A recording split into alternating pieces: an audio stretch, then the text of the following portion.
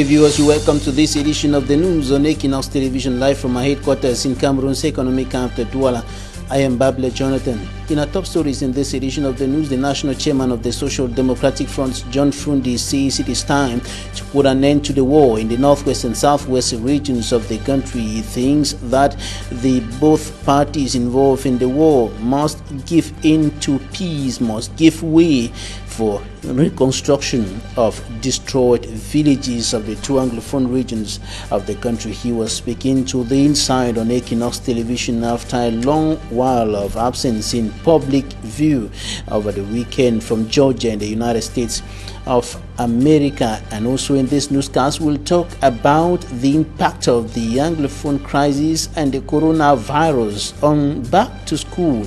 Pupils and students returned to school across the National Triangle today, but it wasn't effective or timid in several parts of the two Anglophone regions of the Republic of Cameroon as a result of the unstable socio-political and security situation coupled with the coronavirus pandemic. Stay with us.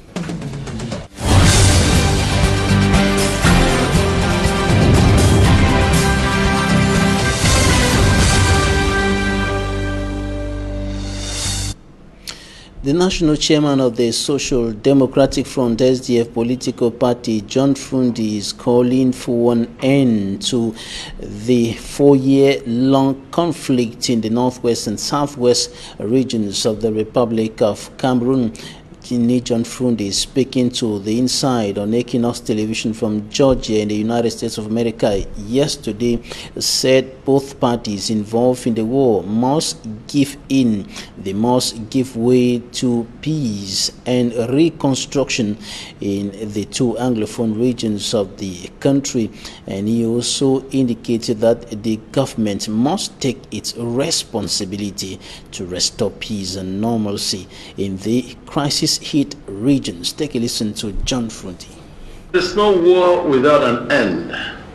There's no fight without an end.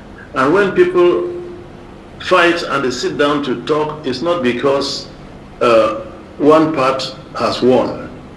I was thinking that the government can come with a win-win situation. And this win-win situation, if the government gives in a bit and the secessionists give in a bit, we'll be able to build our society. Because the leadership, I said this before and they picked it on me. It's not by picking on me that will frighten me. The leadership of the Amazonians outside. They are out here living well. Their children are going to school. They are working. They have money, they are staying in good houses. Now, can you tell me what will happen if this disease falls into the refugee camps, as I said before? We will be the biggest losers, not the people that are out here living well. I know that they fought a fight, they fought well, but there's no fight that they don't sit down somewhere along the line to broker peace. And if they're sitting down to broker peace, we do not count whether we've gotten what we wanted or not. So, but I think, and I'm of that very strong opinion, that the government has to do something. And Mr. Biya's government must bring this war to an end. And when that is done, the Amazonian leaders outside should call their boys out of the bush. Constructions in the northwest and the southwest. The young people will be able to sell their sand. They'll be able to sell their gravels, and the mothers will be able to fry their puff-puff, ripen their bananas and sell to the workers. They'll be able to make some money. John Frundi, national chairman of the Social Democratic Front, was speaking to the Inside on Equinoxe Television yesterday live from Georgia in the United States of America. And he has been calling on the people of the northwest and the southwest regions of the country to accept government's reconstruction plan, and both parties involved in the war to bring down the weapons so that peace and normalcy can return to those across two regions where killings and destruction of properties, displacements of hundreds of thousands of persons have continued for the past close to 4 years. And in the Kumba today, the town was, or the streets were deserted today as a result of the Operation Ghost Town imposed by pro-independence fighters. And despite the efforts of municipal authorities, notably the mayors of Kumba 1, 2, and 3 subdivisions, who were on the streets last week urging all traders to reopen their shops on Mondays to disrespect the Operation Ghost Town imposed by separatist fighters, or their shops will be sealed. Today, the town was still ghosted, so to speak, even with the back to school. Jikan Gabriel reports. It is a day pupils and students in examination classes were expected back in school. This school in the heart of K-Town is closed. It is the same scenario we observed in most of the schools that are found in the Green City. Any trader where not open a store that Monday, the council will lock up. On May 28, 2020, the city mayor, alongside the divisional officers and mayors of Kumba 1, 2, and 3, made a walk to warn business operators in K-Town not to close their stores on Ghost Town days.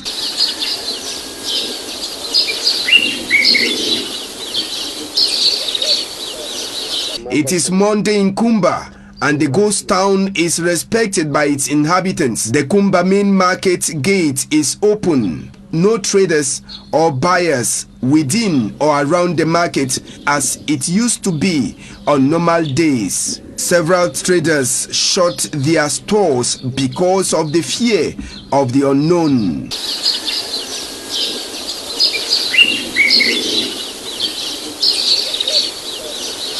Major streets in K-Town were also deserted by the population.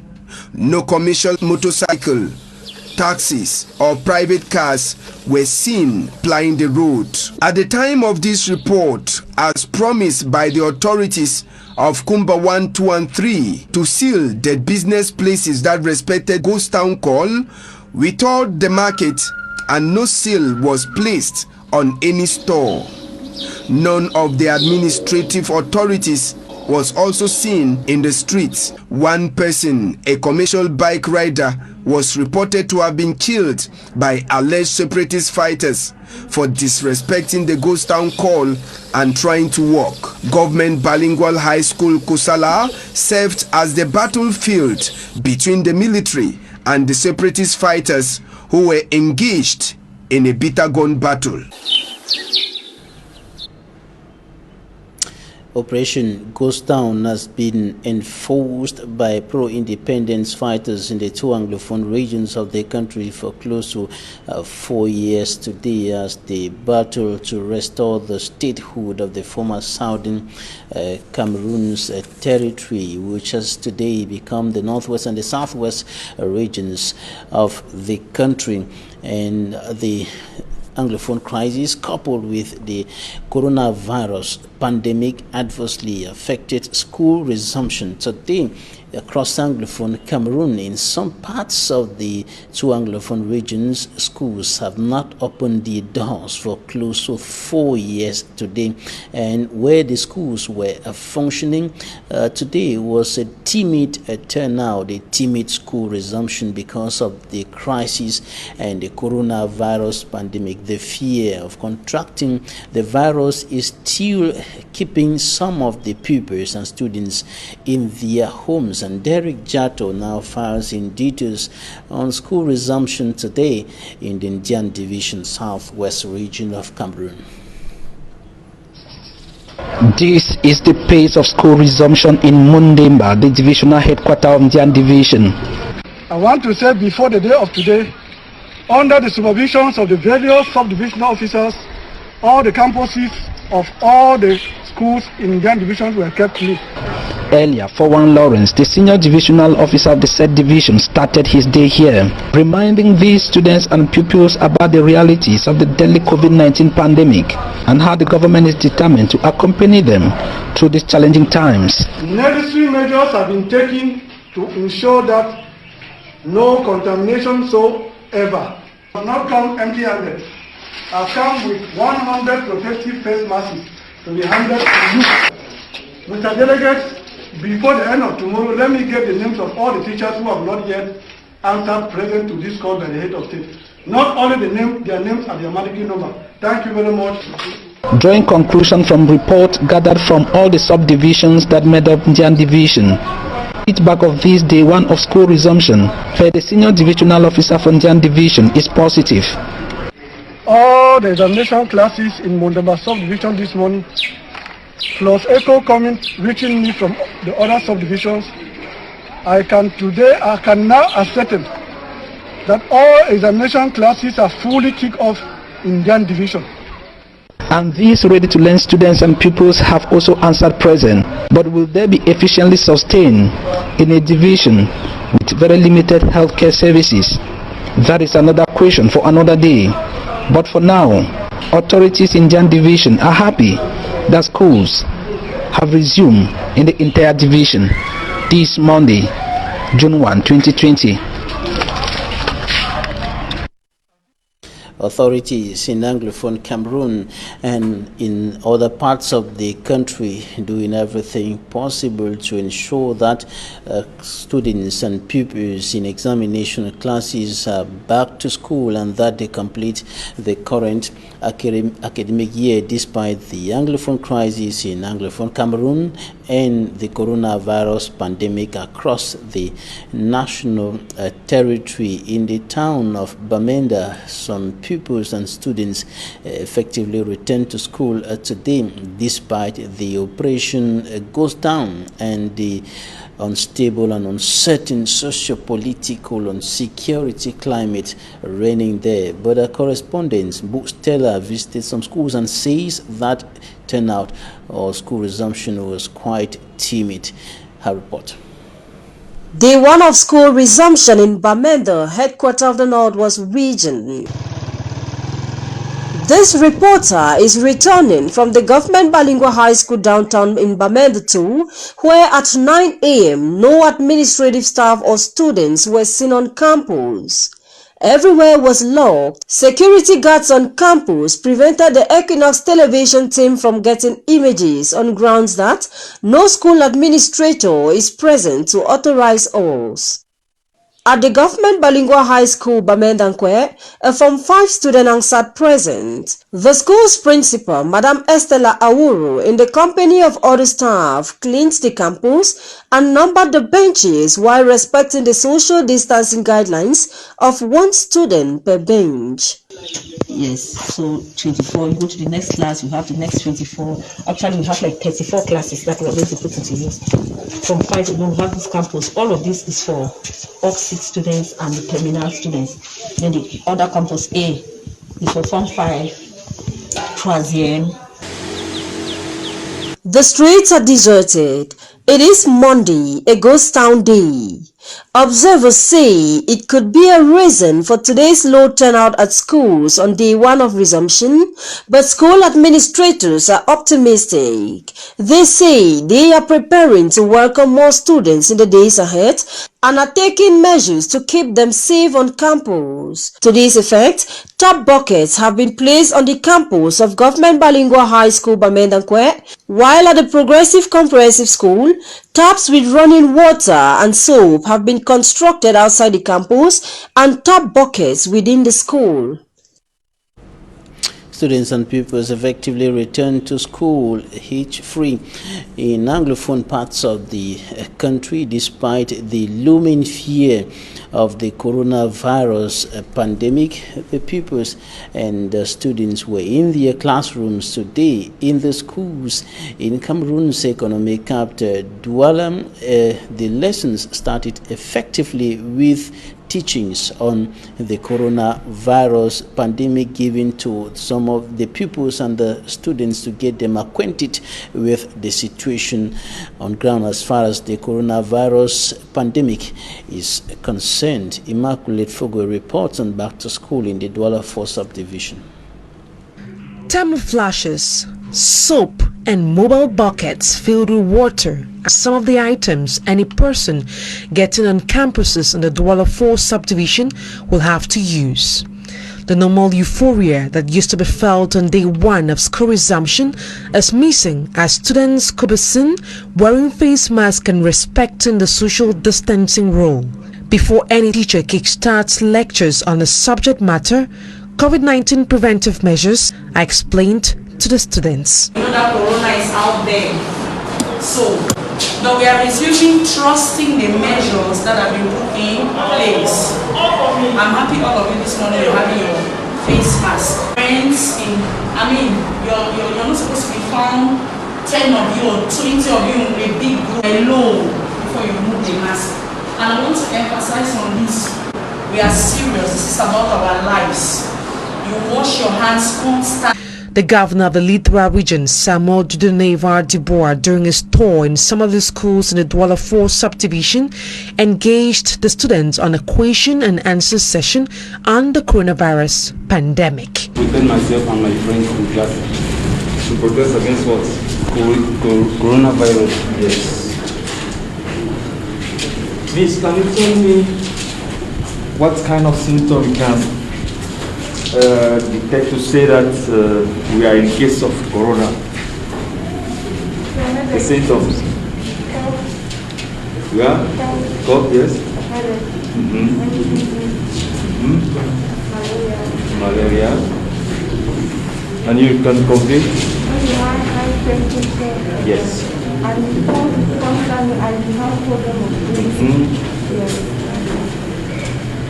Okay. Now, to advise somebody if you have the coronavirus disease, what can you do for him to help him?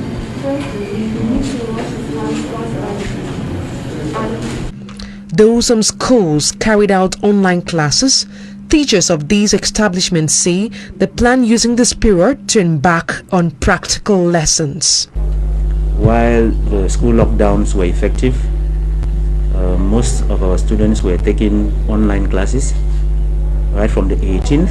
When school stopped on the 17th, from the 18th, there have been WhatsApp forums and Zoom meetings. So our real issue now is with the practical lessons. That's the science lab, the ICT, and all of that. Since they couldn't do that from a distance. So that's where we put more emphasis now to finish with that. The decision for examination classes to resume school on the 1st of June 2020 is coming at a time when some education stakeholders describe school resumption as an opening for more COVID-19 cases in Cameroon. In the Douala 3 subdivision, most of the pupils and students our reporters spoke to are already very much versed with the coronavirus pandemic and the preventive measures. These are some of the things that they were taught on day one in lesson number 1 today. And of course, they spoke to Donald Brice Kamgan. Take a listen to some of them in this extract. I can say I'm scared because even though we're having a mask, the students are not still respecting the measures that the government put in place. The 1 meter is some sit close to each other. So even the mask itself, when we remain in class like that, the mask is not that way. You are feeling uncomfortable when wearing the mask. So at least as I'm doing like that, when in the class we remain like this. If your friends talk to you, you talk like that, you might get contact. So we don't even like, if you want to greet your friend, we don't greet like that. We greet the normal way as you usually greet at first.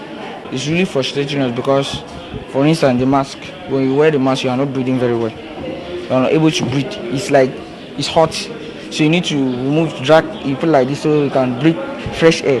Because when the mask is there, the air is hot, it's compressed, so you need to breathe fresh air, so you need to jack it down. And right jacking down like that, my contact, I'm very excited coming back to school, but as a matter of fact, I've noticed that things are very strange. We are no more closer as we were before. There is now a distance of 1 meter. Everyone is having a hand sanitizer and a mask. So it's very different than at its was before. It's true, it's frustrating, but we have to adapt ourselves to that in order to prevent ourselves from the sickness. I've realized that we are having buckets to wash our hands and that we are no more going out of break. That we are carrying masks to protect ourselves and we are sitting 1 meter around from our classmates. We are no more touching our classmates, we are no more embracing them. We are having hand sanitizer to wash our hands regularly and having water to wash our hands with water and soap. We are not having canteen to go and buy food so that to protect ourselves from coronavirus. No, I'm not frustrated. I'm happy because our school is protecting us from that disease. I'm so happy. I am telling thank you to our madam that is having this good heart to do this for us. First lesson today is that the headmaster and other teachers of the school taught us many things about the pandemic disease coronavirus. And they said that it is too much contagious and infects many people in a short period of time. It can even take the population just in 1 day. This means we can protect our surroundings and us ourselves by taking some measures, which are washing our hands with running water and soap, and we use hydroalcoholic hand sanitizers. And we can take and we should practice a distanciation of 1 meter or more than 1 meter. Some teachers in some of the schools in the $3 subdivision who spoke to us said some absences were recorded and that they are doing everything possible to ensure that the teaching and learning process is effective despite the inconveniences brought by the coronavirus pandemic. Take a listen to some of them. I'm not sure every people is okay. They are happy to be back in school, and because to what I can see this morning, those who were absent are those who are not well, because I'm having only 3-5 people that they are absent, but the parents have called me to inform that they are not well. I think it's challenging because the children came back, they were like happy, they could hug us, but that distancing stopped the children from hugging us. And even while in class, we've been saying it, but now it's time to take the practical, so I think we are facing some challenges, but then it's going to be okay. I have 18 pupils in my class, though not all of them are around, but I think 80% of the pupils have been able to answer present today. Now we're taking you to the west region of the country, where some pupils and students in the locality of Banka in the Opankam division rather took to the farm. They were instead in the farms today instead of the classrooms, and the parents are still skeptical about the safety of their children as far as with regards to the coronavirus pandemic and the measures that the government has put in place so far to ensure that the students are studying coronavirus free. And some, however, return to their classrooms, and the lessons kick-started today effectively, as Manjik and Gabriel. Rather, for me, I'm Strong Sanda reports. The COVID-19 impact was visibly present on back to school in the Opankam division of the west region of Cameroon. In Banka subdivision, streets were almost completely void of learners, as many could rather be seen on their way to the farm. In few schools where kids answered present, teachers said special measures were taken to keep them safe from COVID-19. The measures include, among others, a special seating order in order to facilitate social distancing, regular hand washing, rotated classroom lessons and reduced lessons for a period in order to keep them safe from COVID-19. Pendant le temps de confinement des enfants, according to this senior school official, a great work was done while kids were at home, and this will consequently positively contribute to what he calls a revision within the about a month period in school. At the EEC Primary School in Banka, the 64 kids who answered present were divided among 3 classrooms, school officials said. At the Notre Dame Primary School in Banka, 67 learners answered present from the total of 75 expected in the school, according to school officials. Now we're going to the OPEC city of Limbe in the southwest region of the country to talk about a fire incident that occurred a few minutes ago, and some persons are feared to have been burnt beyond recognition after 2 vehicles allegedly involved in transportation of illegal fuel had a head-on collision around the Moliwe entrance to the town of Limbe. Davidson Maimo files in details. Davidson Maimo with the details of that incident which occurred in the town of Limbe, in which several persons are feared to have been burnt beyond recognition following an accident that provoked a fire incident in that part of the country. And he indicates that the vehicles involved in the fire or the accident were largely transporting illegal fuel. Davidson Maimo has more.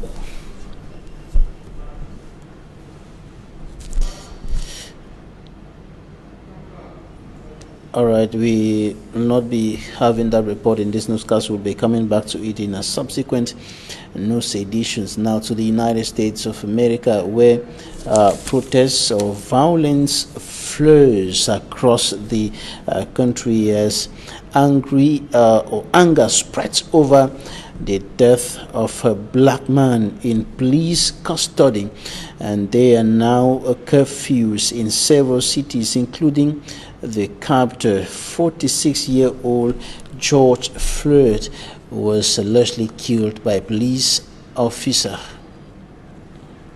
From Boston to San Francisco, protesters have ignored curfews in at least 40 cities as they took to the streets for a 6th night. The demonstrations were ignited by the May 25th death of an unarmed African-American man, George Floyd, at the hands of a white police officer.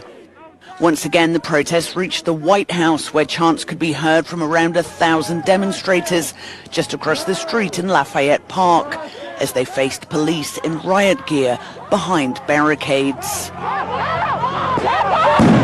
Police used flashbangs to stop another group from reaching the park.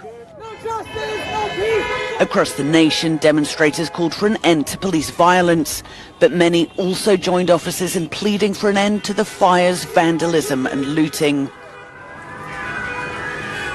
The Trump administration has branded instigators domestic terrorists. President Donald Trump tweeted demanding law and order now. They're looting stores. Call in our National Guard. At one point, a truck in Minnesota appeared to be driven deliberately into protesters, although no injuries have been reported. Video footage of George Floyd's arrest showed him handcuffed and pleading for air as a white police officer pressed a knee on his neck for several minutes. The officer, Derek Chauvin, has been charged with third-degree murder, and 4 others have been sacked. On Sunday, Minnesota's governor brought in thousands of National Guard soldiers in a show of force to help quell the violence. More than 6 million COVID-19 cases have now been recorded worldwide, and meantime some European countries, including the United Kingdom, France and Italy, are easing or considering easing lockdown measures. Equinoxe. The UK government's been forced to defend its decision to ease coronavirus lockdown restrictions further in England. It came as people took advantage of soaring weekend temperatures and flocked to beaches and beauty spots. We're reasonably confident that the steps that we've taken and will be taking on Monday are manageable, but we have to all continue to play our part in that, because the rate of infection remains somewhere between 0.7 and 0.9, and the room for manoeuvre is quite limited. Besides telling most at-risk people who've been at home for months that they can now go out, primary schools are set to reopen today, but it's unclear how many parents will be sending their children back to the classrooms. It may be that there are some parents out there today who have not yet made the decision to send their children back to school, but will do so in the days ahead when they've seen other people make that step and schools manage to reopen safely. The government in Spain is taking a cautious approach. Even though its death rate has dropped to 2 in the last 24 hours, the Prime Minister is extending the country's state of emergency, but for a final time. Meanwhile, Estonia is leading the way in freedom of movement, waiving quarantine requirements on Germany and Austria. It follows last week's creation of a travel bubble with Latvia and Lithuania. In France, preparations are underway for the opening of restaurants and bars on Tuesday. Until then, with few visitors to the capital, locals have been enjoying having the delights of the Seine to themselves. It's the right moment to enjoy it at the end of confinement. There are no boats, and tourist boats are all forbidden on the Seine. In Italy's recorded 75 deaths, its fewest since the start of lockdown. The Colosseum had the Italian tricolour projected onto its ancient walls to mark its reopening. And Cameroon is now counting more than 6,000 confirmed cases of the coronavirus. This is where we end this edition of the news on Equinoxe Television. Thanks for staying with us. Goodbye.